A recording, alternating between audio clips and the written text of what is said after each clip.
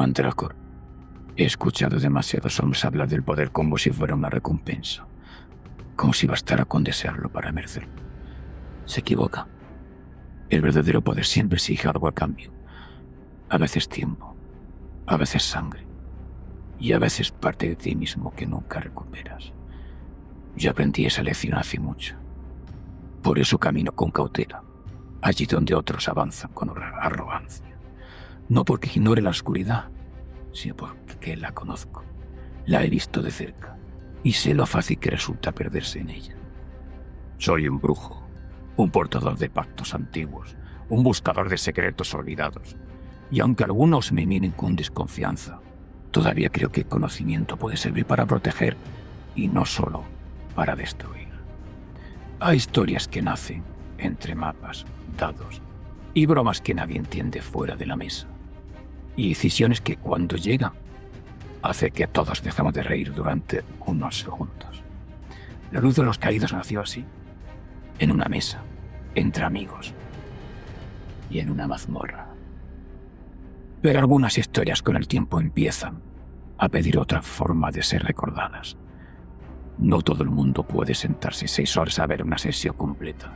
No todo el mundo puede seguir cada tirada, cada consulta de reglas, cada discusión táctica o cada desvío absurdo que, siendo sinceros, también forma parte de jugar a Dungeons & Dragons.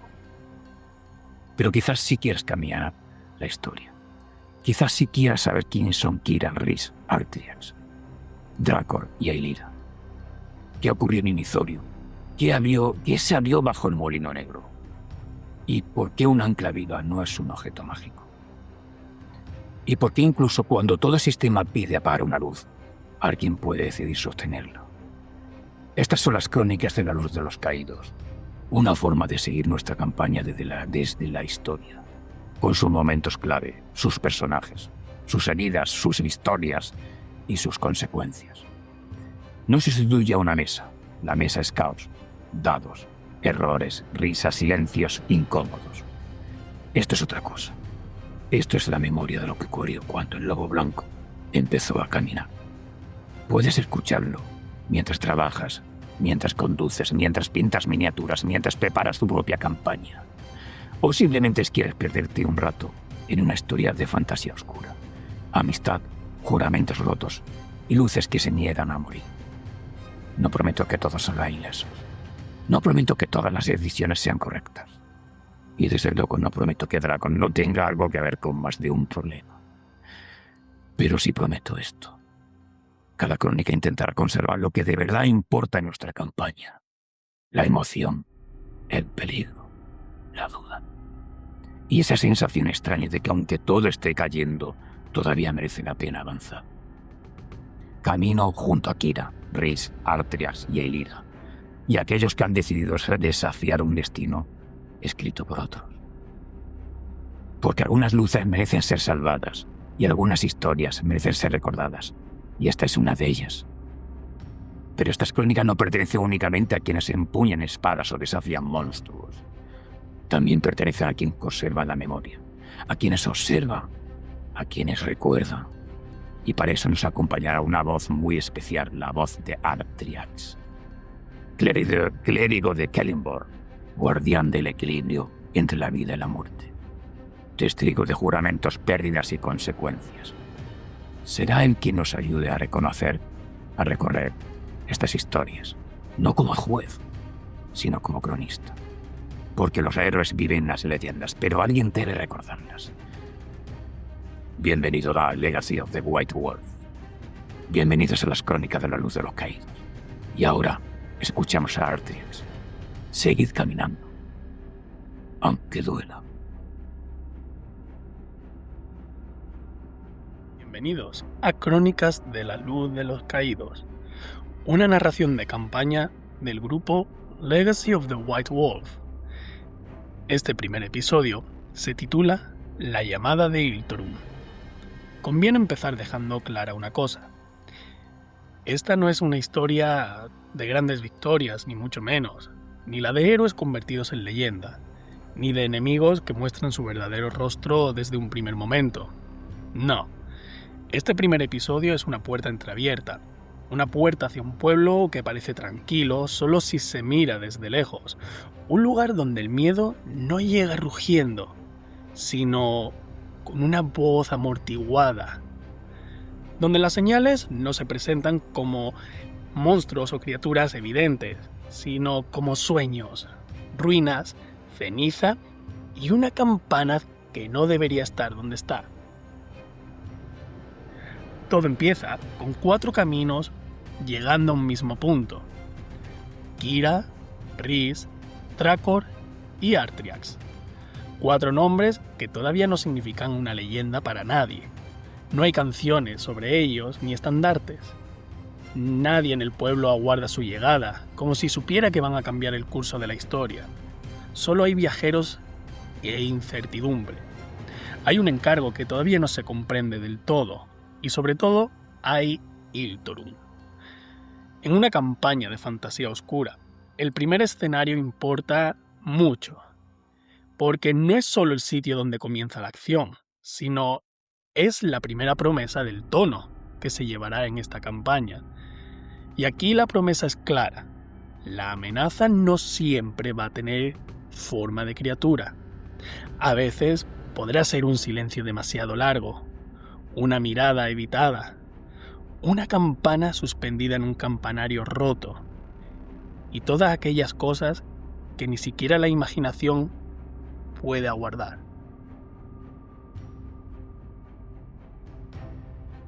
Llegada a Yldorun.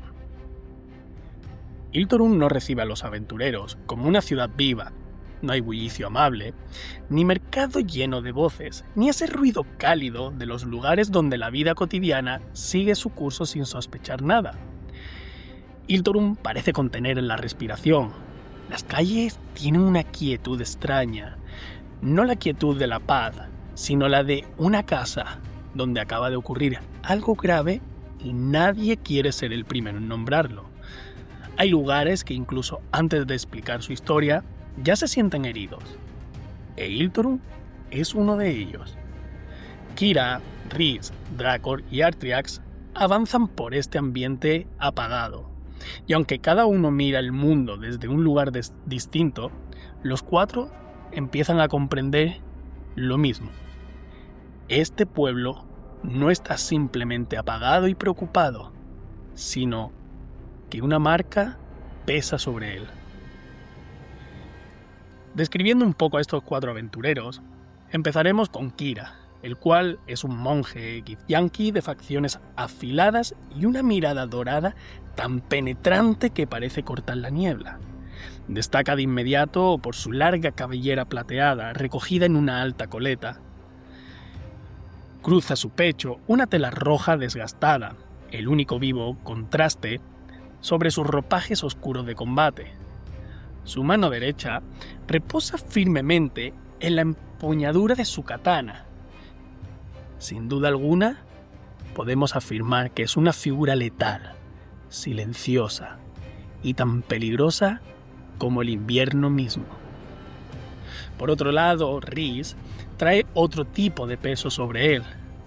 Su rostro cansado, marcado por cicatrices recientes, nos cuenta la historia de innumerables batallas y combates. Con el cabello oscuro alborotado y una mirada desafiante que vigila sus espaldas, lo protege un espadón con restos de sangre seca, una armadura pesada y una imponente capa oscura donde brilla con fuerza el emblema dorado del dragón Bahamut, el mismo que adorna el escudo que descansa sobre su espalda. Rhys es la viva imagen de la resistencia, un guerrero que ha visto el infierno y ha decidido gobernarlo. Dracor es un brujo, es un imponente draconiano, una criatura donde la esencia humana se fusiona con el poder ancestral de los dragones. Sus facciones, de un profundo color obsidiana, reflejan una inteligencia antigua y salvaje. Viste túnicas ceremoniales, oscuras y rasgadas, que insinúan la musculatura y las camas que se extienden bajo la tela. Su mera presencia evoca historias de una era donde los cielos estaban dominados por bestias aladas, Drakor es la encarnación viva del linaje del dragón, un recordatorio andante de la magia y la fuerza que una vez gobernaron el mundo. Y por último está Artriax, un clérigo de la tumba. La cara de Artriax contiene una expresión fría, solemne, algo que se refleja también en sus ropajes eclesiásticos ricamente ornamentados con motivos de calaveras y cruces. Es el encargado de impartir paz antes de la muerte, y si es necesario lo hará blandiendo su pesado mazo rematado con una cabeza metálica que es un cráneo. Este clérigo es el puente entre los vivos y los muertos, el hombre que camina donde los demás temen pisar. Este es uno de los aciertos del inicio. El grupo no se presenta como una unidad perfecta. No son hermanos de arma, no se conocen entre ellos y no han compartido suficiente batalla, sangre, ni el miedo como para confiarse la vida sin pensarlo los unos a los otros. Pero ahí es donde reside la magia. Una hermandad no necesita existir desde la primera escena. Lo interesante es verla nacer. Y aquí nace de una forma sencilla. 4 personas perciben que algo va mal y deciden seguir mirando. La taberna y el padre Helbring. La llamada que los trae hasta Hiltorun los conduce hacia la taberna.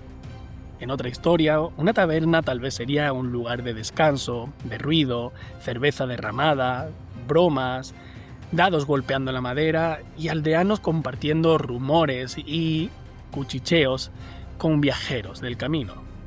Pero aquí la taberna no se siente como un refugio completo, más bien como uno de esos últimos lugares donde todavía queda luz suficiente para fingir normalidad. Dentro de la taberna espera el padre Helbring. Este no parece un sacerdote atípico, tranquilo, preparado, como el que va a impartir una bendición rutinaria. No. Su figura no es serena, y es más, no aparece para dar una misión limpia, con recompensa clara y peligro bien delimitado. Helbring parece un hombre desgastado, un hombre que ha tenido que mirar de cerca algo que no comprende y que no puede resolver por sí mismo. El padre Helbring está acompañado. A su lado hay 2 figuras encapuchadas, 2 acompañantes de aspecto austero, monacal, silenciosos y contenidos.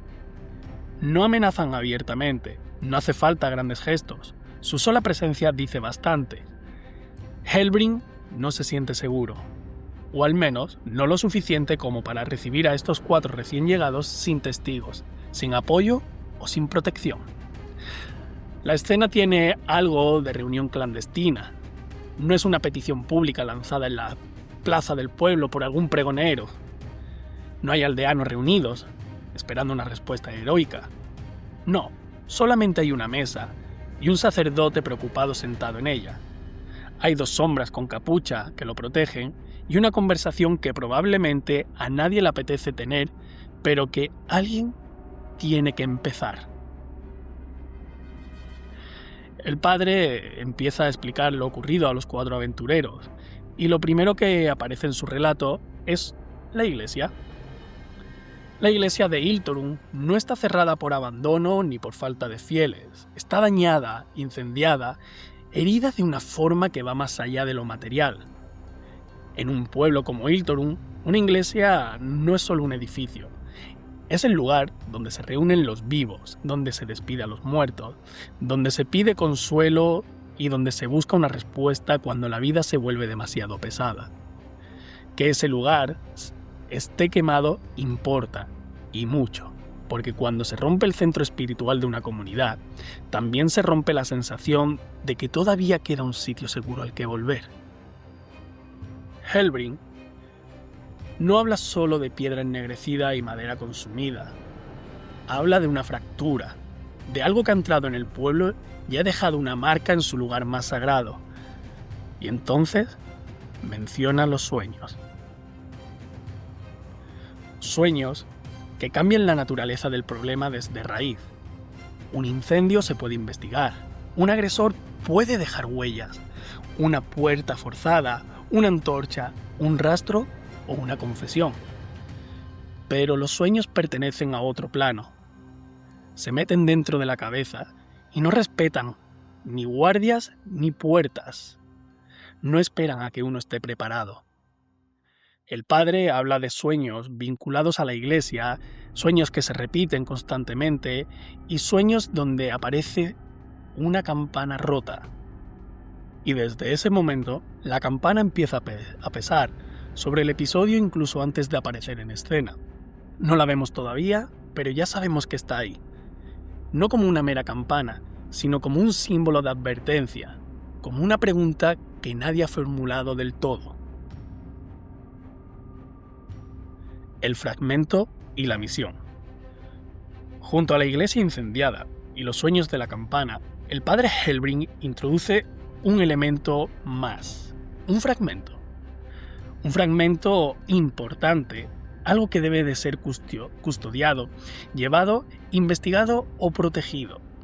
Y es en este punto de la historia donde no se comprende todavía la naturaleza completa de dicho elemento. Y eso es precisamente lo que lo vuelve más inquietante. Porque un fragmento no es solo una cosa pequeña, sino que implica que algo mayor se ha roto. Una pieza separada de un todo, una parte de una verdad más grande, de un mecanismo, una historia o quizás de una prisión. Helbring no está ofreciendo un tesoro, ni está poniendo sobre la mesa una recompensa brillante para atraer aventureros. Está entregando una responsabilidad.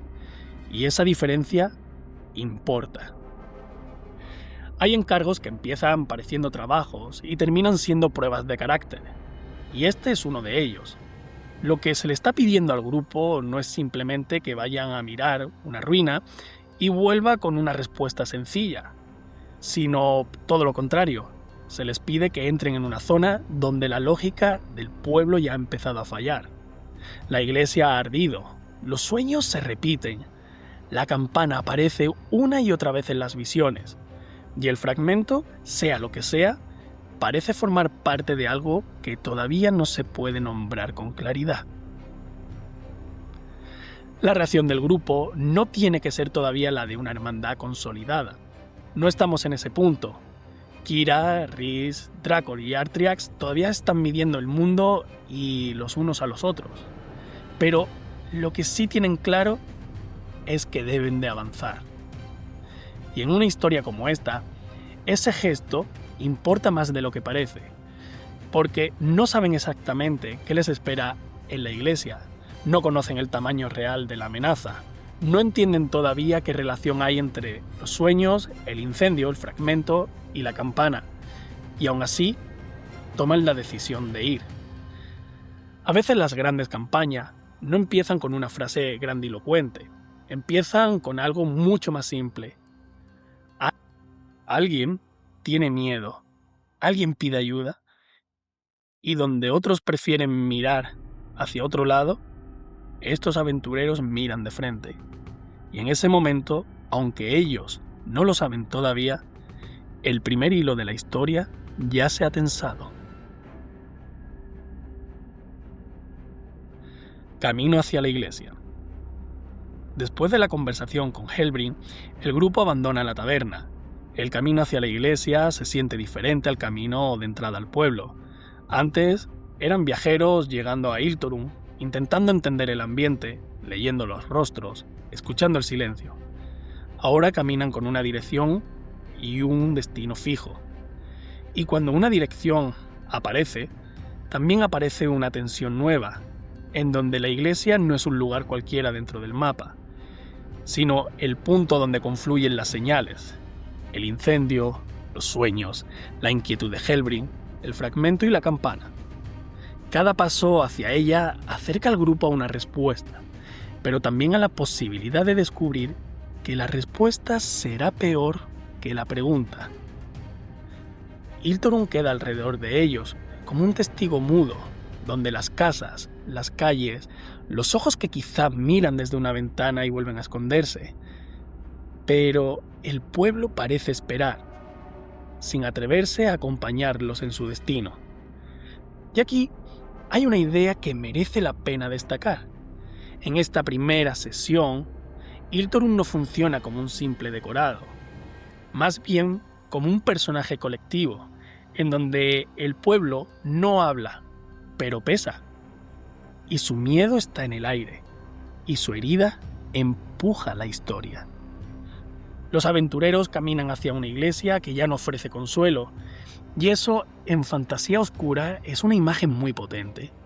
Los protagonistas no van hacia un santuario para refugiarse, sino hacia un santuario roto, para descubrir qué clase de oscuridad puede romperlo. La campaña evita empezar con una amenaza sencilla. No dice, ojo, hay lobos en el camino, o bandidos en el bosque. No dice limpiad una cueva y cobrad la recompensa. Empieza con algo más incómodo. Un centro espiritual de un pueblo que ha ardido y nadie parece capaz de explicar del todo por qué. Y ese matiz cambia todo, porque si el problema fuese solo un monstruo, bastaría con encontrarlo y derrotarlo. Pero cuando el problema es una herida en el tejido mismo del lugar, la espada puede no ser suficiente. La iglesia incendiada. Finalmente, la iglesia aparece ante ellos, no como un edificio abandonado sin más, sino como una ruina marcada por la violencia. La piedra está ennegrecida, la madera vencida, las señales del fuego, los restos de algo que tuvo un propósito y ahora parece haber sido reducido a una mera advertencia. El lugar no solo está destruido, está profanado. Hay una diferencia entre una ruina vieja y una ruina reciente. La vieja pertenece al tiempo, pero la reciente todavía huele a pérdida.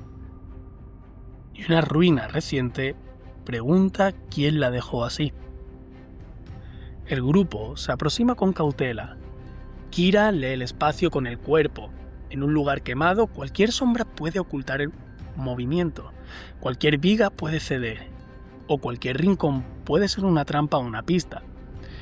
La disciplina de Kira encaja bien con este tipo de escena porque no necesita entender todo el misterio para saber que el peligro existe. Rhys se enfrenta a una imagen que toca directamente la idea de deber. Una iglesia quemada no es solo un problema táctico, es una señal de fracaso comunitario, de una protección rota, de inocentes asustados. Y para alguien vinculado al juramento, aunque ese camino luego se complique, la pregunta de a quién proteger y a qué precio empieza a resonar desde muy pronto. Por otro lado, Drakor puede percibir que hay algo más que ceniza. Lo arcano, cuando deja marcas, no siempre lo hace de forma limpia. A veces se mezcla con el miedo, con símbolos, con objetos alterados. La iglesia invita a preguntarse no solo quién la quemó, sino qué pretendía conseguir quemándola el que lo hizo. Por último, Artriax, como clérigo de la tumba, tiene quizás la lectura más amarga. Un lugar sagrado destruido es una ruptura del equilibrio. Si allí se honraba a los vivos y a los muertos, algo ha interrumpido ese ciclo. Y cuando los ciclos se rompen, rara vez lo hacen sin consecuencias. Esta escena funciona porque permite que cada personaje mire la misma ruina desde un ángulo distinto. No todos ven lo mismo, no todos tienen los mismos temores, no todos reaccionan igual al mismo lugar. Y eso es algo que da profundidad al grupo desde el inicio, porque no estamos viendo 4 miniaturas avanzadas por un mapa, estamos viendo 4 formas de entender el peligro. El campanario. Entre las ruinas, el campanario se convierte en el punto de atracción inevitable. Este está dañado, medio vencido, herido por el mismo desastre que ha consumido la iglesia. Un campanario roto debería estar vacío, o en silencio, o quizás hundido en su propia inutilidad, pero este no lo está. Allí está la campana, flotando. no está colgada de forma normal, no está balanceándose por el viento, ni caída entre escombros. No, se halla suspendida donde no debería estarlo. Y es en ese instante cuando el episodio empieza a tomar forma y a cambiar. Hasta ahora todo podía intentar explicarse desde lo incompleto pero posible. Un incendio, una iglesia atacada, un pueblo asustado, sueños provocados por culpa, trauma o superstición. Un sacerdote que ha perdido el control de una situación local. Pero una campana flotando en un campanario destruido ya no permite refugiarse en explicaciones cómodas o lógicas, sino da a entender que la realidad se ha torcido lo suficiente como para que todos puedan verlo y sentirlo. La fuerza de esta imagen está en su sencillez. Una campana es un objeto conocido, que sirve para llamar, anunciar, reunir, advertir o marcar el paso de tiempo, así como también convocar a los vivos o despedir a los muertos. Pero cuando una campana flota en una iglesia incendiada, deja de ser un objeto familiar, se convierte en una pregunta suspendida en el aire. ¿Quién o qué la sostiene? ¿A quién está llamando?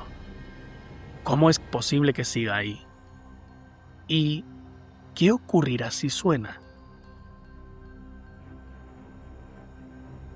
El significado de la campana. Este es el primer gran icono visual de la luz de los caídos, una campana imposible en las ruinas de una iglesia quemada. No hace falta que aparezca un monstruo enorme para que la escena sea inquietante. De hecho, sería menos elegante si apareciera demasiado pronto.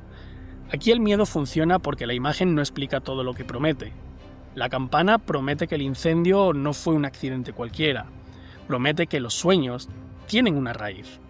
Promete que Hellbrink no exageraba. Y sobre todo, que el fragmento no es un detalle suelto.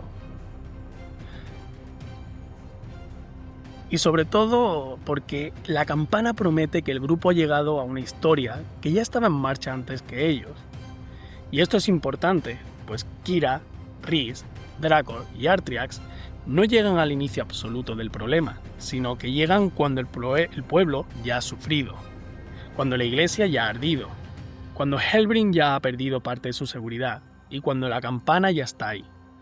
Y eso coloca a los personajes en una posición muy concreta. No son los que impiden la primera herida, sino los que tienen que decidir qué hacer después de verla. En mesa, estos momentos suelen ser muy especiales. El director de juego puede describir la campana, pero a partir de ahí la escena pertenece también a los jugadores. ¿Quién se acerca? ¿Quién sospecha? ¿Quién intenta entender la magia? ¿Quién mira alrededor esperando una trampa? ¿Quién se pregunta por la gente del pueblo? El misterio no avanza solo porque alguien dé respuestas. Avanza porque los personajes empiezan a hacerse preguntas. Y en este episodio vemos que la campana y los distintos elementos siembran muchas. ¿Qué ocurrió realmente con la iglesia? ¿Qué sabe Hellbrink y qué teme contar? ¿Por qué los sueños hablan de una campana rota? ¿Qué relación podría tener el fragmento con todo esto? ¿Por qué la campana flota? ¿Y qué clase de fuerza ha sido capaz de dejar Yldorún en este estado? Reflexiones de un cronista. Como cronista, creo que en un primer momento, o en un primer episodio, funciona bien esta idea, porque se entiende una cosa básica. No todos los comienzos necesitan prisa. Hay historias que empiezan con una persecución, una batalla o un giro, y eso puede funcionar muy bien. Pero la llamada de Yldorún toma otro camino. Prefiere crear tensión, presión, hacer que el oyente se imagine la situación y viva esa tensión en sus propias carnes. Este tipo de inicio exige confianza en la atmósfera, en los símbolos, en los silencios, en los personajes que acabamos de conocer y en la capacidad del misterio para tirar de esa historia. Y aquí el misterio no está vacío, tiene piezas concretas. Un sacerdote preocupado, dos acompañantes encapuchados, una iglesia incendiada, sueños repetidos, un fragmento que parece demasiado importante para ser casual y una campana flotando donde ninguna campana debería flotar. Pero sin duda, lo más interesante es que nada de esto obliga todavía a los personajes a definirse por completo, pero sí empieza a colocarlos en una dirección. Kira no tiene que revelar toda su historia para que entendamos su manera de estar alerta. Rhys no necesita explicar su futuro para que percibamos el peso moral que puede acompañarlo. Drakor no tiene que desplegar todo su poder para que sintamos que lo arcano le interesa y la amenaza. Y por último, Artriax no tiene esa necesidad de predicar para que su relación con la muerte y lo sagrado tenga un sentido profundo ante una iglesia profanada. El episodio no los agota, los presenta en movimiento, en constante crecimiento. Y eso es mucho más útil que una presentación a la vieja usanza. Helbring como puerta de entrada. Antes de concluir con este primer episodio, merece la pena volver la vista hacia el padre Helbring, porque este no es solo el personaje que entrega o ofrece una misión a un grupo de aventureros, sino que en este episodio en concreto funciona como puente entre este pueblo que vive con miedo, que ha sido maldecido, y nuestros 4 aventureros. Es él quien representa a todos aquellos que han vivido el problema desde dentro. Para el grupo, la iglesia es una amenaza que acaba de descubrirse, mientras que para Helbring es una herida propia en el orgullo. Es su comunidad, su fe y sin duda alguna su responsabilidad. Cuando un sacerdote pide ayuda por una iglesia quemada y una campana imposible, no está haciendo una gestión meramente administrativa. Está reconociendo que hay algo que ya no puede sostener por sí solo. Y eso le da gravedad a la misión.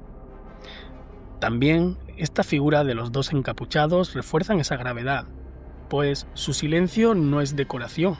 Es una escena así, donde estas figuras calladas pueden decir mucho más que un discurso. Indican preocupación, miedo, vigilancia e incluso culpa. Indican que Helbring no está aislado, pero tampoco tranquilo. La historia no necesita explicar de inmediato quiénes son o qué han visto, basta con que el oyente recuerde la imagen.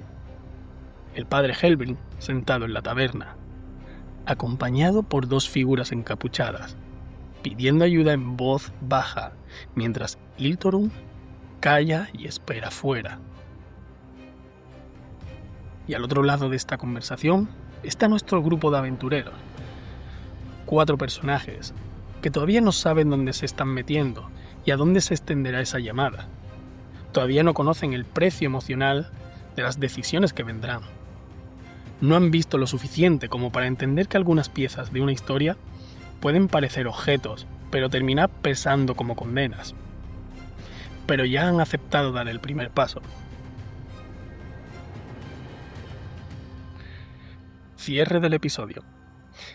La llamada de Iltorun termina con una sensación muy concreta, la de estar ante una puerta cerrada y escuchar al otro lado el primer golpe. La campana no necesita sonar para llamar. Su mera presencia ya convoca. Convoca preguntas, convoca miedo, convoca a quienes pueden huir y a quienes deciden quedarse. En definitiva, convoca. ¿Pero a quién? A Kira, Rhys, Drakor y Artrias. Y los convoca hacia una historia que todavía no muestra su verdadero tamaño. Y es aquí donde empieza el verdadero inicio. No empieza la gloria. No hay combate.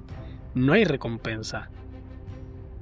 El inicio no es más que mirar esa campana que no debería estar flotando. Esa que no debería seguir esperando sobre las ruinas. La campana que incluso en silencio parece decir o querer decir que algo viene. Kira, Rhys, Drakor y Artriax han llegado a Iltorum como viajeros, pero al contemplar la iglesia quemada y la campana suspendida, se convierten en algo más importante: testigos de una anomalía, de una herida, de una llamada, y una vez has visto algo así, ya no puedes fingir que solo era un rumor. La pregunta que queda suspendida al final del episodio es sencilla, pero al mismo tiempo bastante inquietante. ¿Qué está llamando desde las ruinas de Iltorum? Y quizá la pregunta más relevante sea otra: ¿quién va a responder a esa llamada? Esto ha sido Crónicas de la Luz de los Caídos. En el próximo episodio, la campana dejará de ser solo un misterio. Las sombras empezarán a moverse por el tablero. El peligro irá tomando forma y nuestros 4 aventureros descubrirán que algunas llamadas no se escuchan únicamente con los oídos, se sienten con los huesos.